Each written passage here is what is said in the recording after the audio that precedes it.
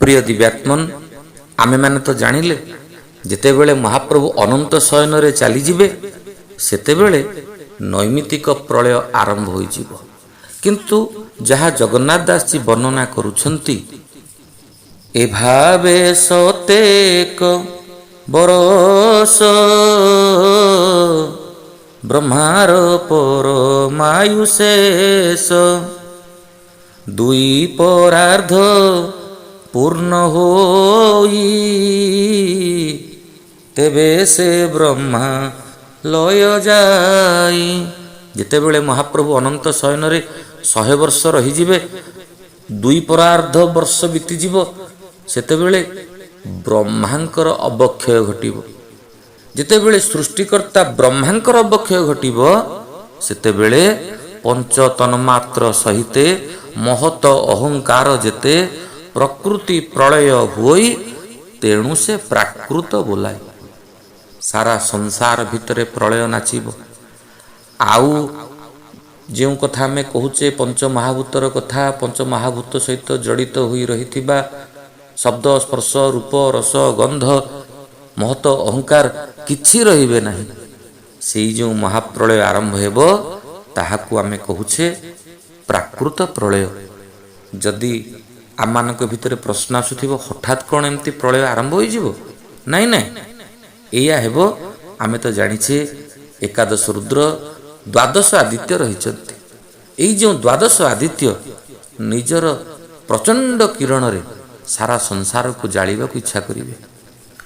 सेकाळे द्वादश आदित्य उदय होंती तेजवंत ब्रह्मांड भांड ता तेजेण दग्ध होए ततक्षण। एई जो आदित्य मानंकर प्रचंड किरण रे ब्रह्मांड रूपक भांडटी ब्रह्मांड रूपक हांडीटी दग्धीभूत हेबो। प्रथमे तो वर्षा हेबो नाही तापरे अनावृष्टि हेबो। अनावृष्टि जेतेबेले हेबो लोक माने खाइबा को पाइबे नाही। अन्न बिहुने भोके लोके भक्षंती एककु आरेके परस्पर भितरे खाद्य पाई गंडगोल आरंभ होई जिवो। सेतिगिरे कथा सरू नाही आज्ञा। एई जो द्वादश आदित्यंकर कथा आसे से भितरे सांबर्त बोली जणे आदित्य रहिचंती। इते जोर से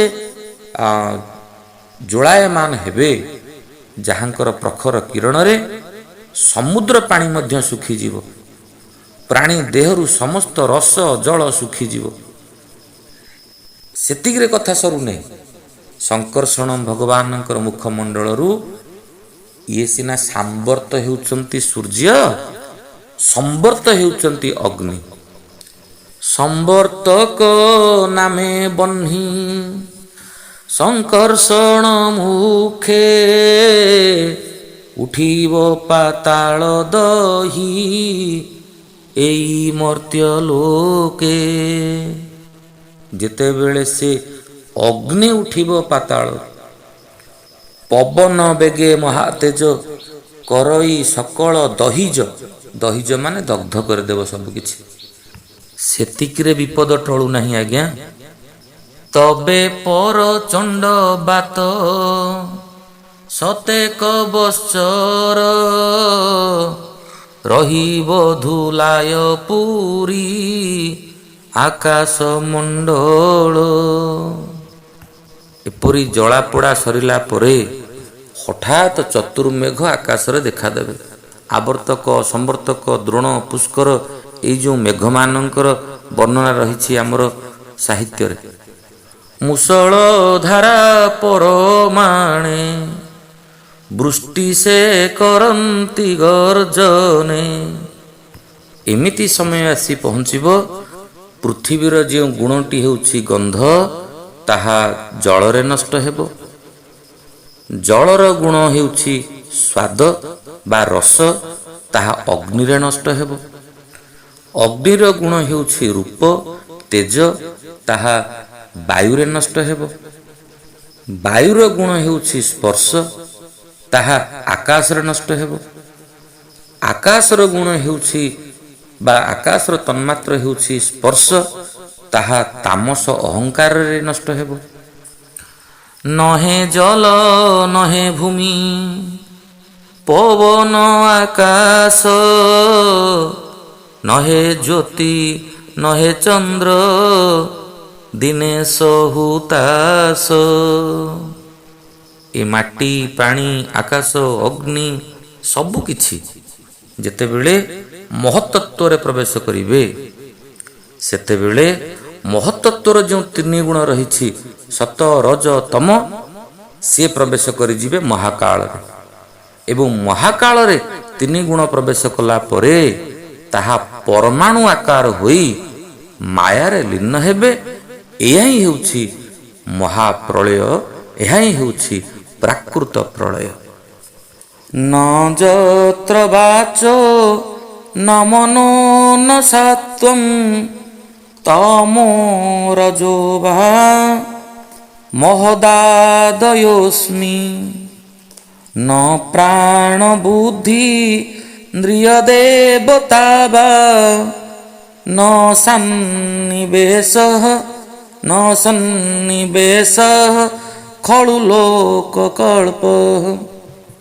ଯାହା ବ୍ୟାସଜୀ ବର୍ଣ୍ଣନା କରୁଛନ୍ତି, ଏମିତି ଗୋଟିଏ ସମୟ ଆସିବ ପ୍ରକୃତିରେ ସ୍ଥୂଳ ବା ସୂକ୍ଷ୍ମ ରୂପରେ ମଧ୍ୟ ବାଣୀ, ମନ, ସତ୍ୱଗୁଣ, ରଜଗୁଣ, ତମଗୁଣ, ମହତ୍ତତ୍ୱ ଆଦି ବିକାର, ପ୍ରାଣ, ବୁଦ୍ଧି, ଇନ୍ଦ୍ରିୟ ଏବଂ ଏମାନଙ୍କର ଦେବତା କେହି ରହିବେ ନାହିଁ।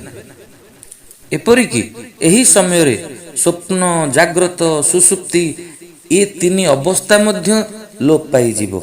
ଆକାଶ, ଜଳ, ପୃଥିବୀ, ବାୟୁ, ଅଗ୍ନି, ସୂର୍ଯ୍ୟ କେହି ରହିବେନି।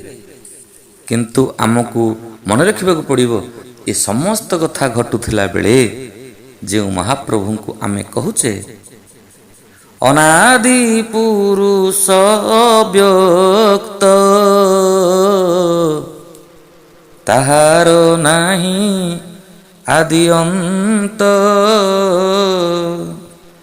ନିତ୍ୟ ସ୍ୱରୂପ ନିରଞ୍ଜନ, ଅବ୍ୟୟ ଜଗତ କାରଣ। ଯେଉଁ ମହାପ୍ରଭୁଙ୍କୁ ଆମେ ଅନାଦି ବୋଲି କହୁଛେ, ଯାହାର ଆରମ୍ଭ ନାହିଁ, ଅନନ୍ତ ବୋଲି କହୁଛେ, ଯାହାଙ୍କର ଶେଷ ନାହିଁ, ଯିଏ ନିତ୍ୟ, ଯିଏ ଶାଶ୍ୱତ, ଯିଏ ସାରା ସଂସାରର କାରଣ, ତାହାର ପ୍ରଳୟ ଯେ ନାହିଁ। ଶୁଣ ରାଜନ ମନ ଦେଇ। ବେଦରେ କୁହାଗଲେ ବ୍ରହ୍ମ କାହାକୁ କହନ୍ତି କି? ଯତ ବା ଇମାନି ଭୂତାନି ଜାୟନ୍ତେ ଯେନ ଜାତାନି ଜୀବନ୍ତି ଯତ ପ୍ରୟତ୍ନ ବିସମ୍ବିଶନ୍ତି ତତ୍ ବିଜିଜ୍ଞାସସ୍ୱ ତତ୍ ବ୍ରହ୍ମେତି। ଯାହାଙ୍କ ଠାରୁ ସାରା ସଂସାର ସୃଷ୍ଟି ହୁଏ ଏବଂ ମହାପ୍ରଳୟ ପରେ ଯାହାଙ୍କ ଦେହରେ ସାରା ସଂସାର ଲୀନ ହୁଏ, ସେଇ ତ ବ୍ରହ୍ମ। ସିନା ସହଜରେ ବୁଝିବାକୁ ଚେଷ୍ଟା କରିବା। ଗୋଟିଏ ଚକୋଲେଟ ଡବା ଅଛି, ସେ ଡବାରୁ ଚକୋଲେଟ ସରିଯାଇପାରେ, ଡବା ସରିଯିବ କି?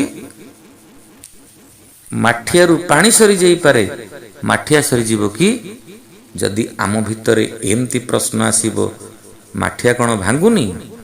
ଡବା କ'ଣ ଭାଙ୍ଗୁନି? ଈଶ୍ୱର ଭାଙ୍ଗିବେନି? ସରିଗଲା କଥା? ନା ବୋଲି ଗୋଟିଏ ଉତ୍ତର ଆସିବ। ଶାନ୍ତಂ ଶାଶ୍ୱତಂ ପ୍ରମେୟମନଘଂ ନିର୍ବାଣ ଶାନ୍ତି ପ୍ରଦମ୍। ଯେଉଁ ଭଗବାନଙ୍କୁ କୁହାଗଲା ଶାନ୍ତ, ଶାଶ୍ୱତ। ଶାଶ୍ୱତର ଅର୍ଥ ଚିରନ୍ତନ, ସବୁଦିନ ପାଇଁ ଯିଏ ରହନ୍ତି।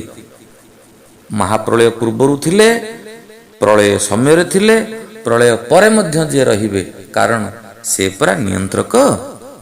ଯିବେ କୁଆଡ଼େ? ଜୟ ଶ୍ରୀକୃଷ୍ଣ।